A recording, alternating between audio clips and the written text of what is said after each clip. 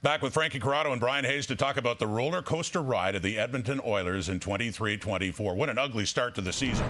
3-9-1. That roller coaster's not going anywhere. Maybe even down. They fire their head coach. They send their goaltender Jack Campbell to the minors. After the coaching change, things start to improve, and that coaster's starting to take a ride, and to the point of 16 straight wins, one off the NHL record. So now we're going to ask Bryan and then Frankie to chime in on this. How high does that roller coaster go before it takes a turn and starts going down again? They beat Vegas. They tie the record. They beat the Anaheim Ducks. They set a new record. And then game 19, it comes to an end. They lose to the LA Kings.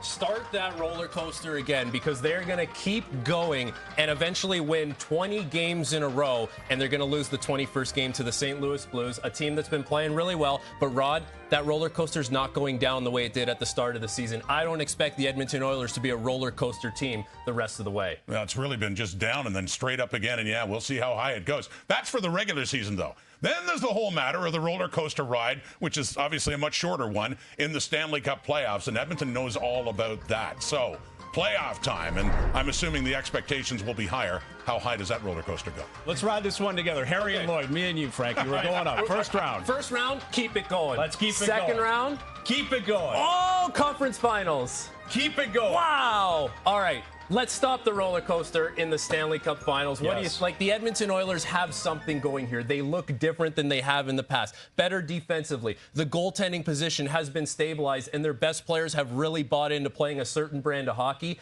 I expect them to have a lot of success in the playoffs, and I wouldn't be surprised if they got to the Stanley Cup Finals. I totally agree. We're riding this roller coaster together, man. They're all the way to a Cup Final. I love the way they've been playing recently. I don't think they stumble anymore. I think they're very active at the trade deadline as well.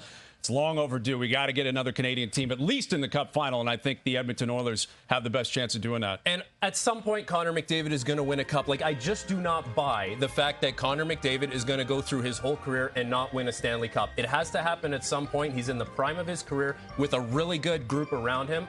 It just has to happen. Exactly. It's been a storybook since this guy walked into the league. He is one of the true faces of the league in their history. We're talking Sid, we're talking Mario, we're talking Gretzky. That's the category he's in. They all have cups.